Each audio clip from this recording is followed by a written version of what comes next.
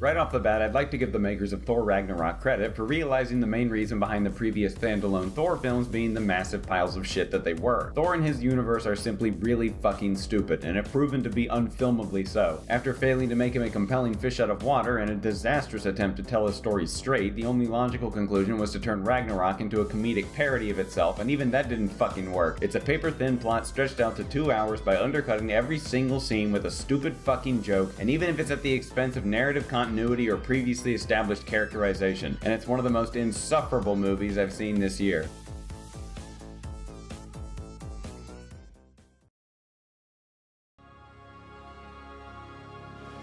Justice League is embarrassing enough as a tentpole blockbuster film, not to mention one of the most expensive films ever made. It's appalling to look at, grating to listen to, and even more exasperating to follow up the ass of its own self-imposed mythological grandeur because of how derivative and empty the whole affair feels. It's not as easy to hate as Suicide Squad or Batman vs Superman, mostly because it's mercifully short and surprisingly unambitious, but it's still just as terrible.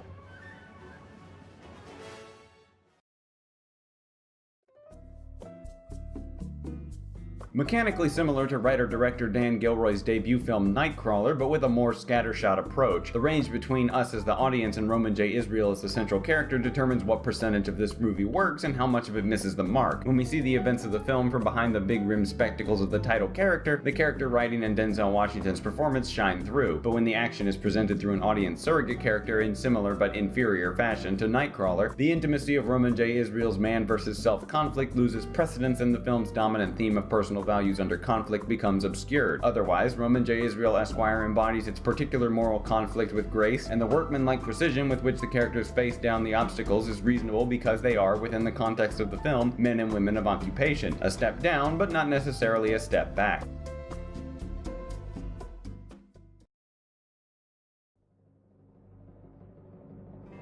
An eclectic but by no means unsuccessful combination of pitch-black comedy and weighty personal drama, 3 Billboards Outside Ebbing, Missouri is a very good work of ensemble character interaction that paints a vivid portrait of the ripple effect of personal tragedy in the relevant socio-political climate. Led by a bunch of fantastic performances, and also Lucas Hedges, who may as well be the least organic performer that anyone in their right mind has ever insisted that we take seriously, its only other flaw of note is that much of its unpredictability stems from the fact that quite a few specific story beats make next to no sense, but the confidence with which it elevates its small-scale story to seemingly mythic proportions is admirable enough on its own.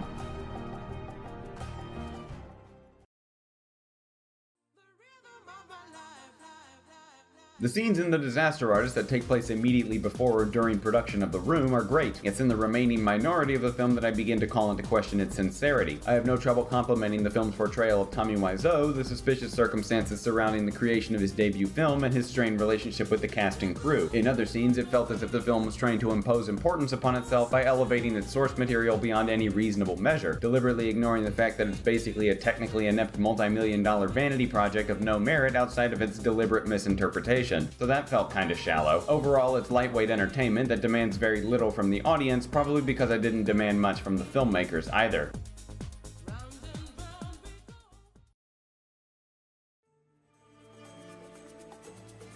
Oh boy, here we go. Look, I'm past the point of pretending that any of these movies are really that good. The Star Wars franchise has always and will forever be a series of fun enough, entertaining diversions. At its best, it's the most accessible and recognizable pop culture staple food on the market, and this is basically what The Last Jedi is. It's a wafer-thin, disposable popcorn platter that's been ironed out so many times by studio limitations and focus testing that you could sit around all day and poke tiny holes in it one after the other, and by the time you're tired of poking holes, it'll look exactly the same as when you started. Its quality is almost entirely superficial, and since I had no reason to expect it to be anything other than that, that's exactly the manner with which I enjoyed it.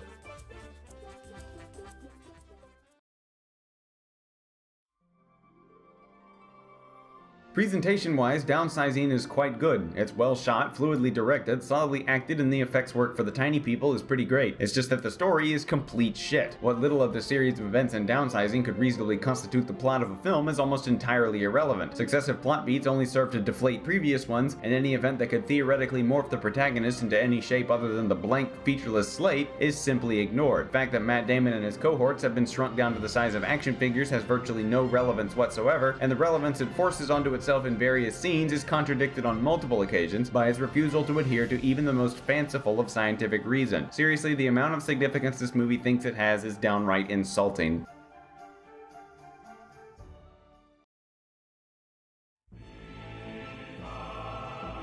All the Money in the World goes somewhat further than the average true story movie in that it reasonably explores the psychology behind its characters and their specific situations, and even tries its hand at visual symbolism, which I admit I'm always down for. The psychology of greed, motherhood, family legacy, and motivation is conveyed by exceptional performances from the principal cast, and I likewise suppose any fictitious details were included for that purpose, which remains fine with me. Despite its rocky start, I feel like I got more out of this movie than a simple Wikipedia article summary.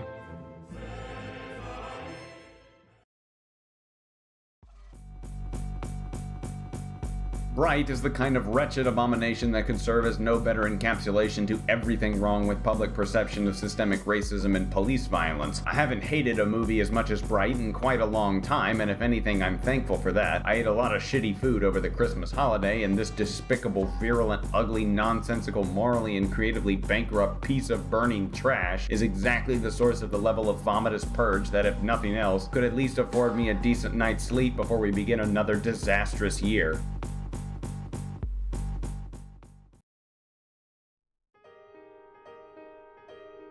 Thankfully, I was also able to catch a good movie before the year 2017 collapsed on the floor and finally died a merciful death. Call Me By Your Name is an excellent coming-of-age film about how our romantic experiences and encounters, regardless of the specific sexual dynamics involved, affect our portrayal of ourselves and our individual social context. Its strength comes in its naturalism. The performances are all outstanding, and every surrounding aspect possesses a unique beauty and authenticity thanks to the emotive direction and artful cinematography. It's a fantastic film that everyone should experience, and until next time, this is Downplay Reviews wishing you a safe and happy new year.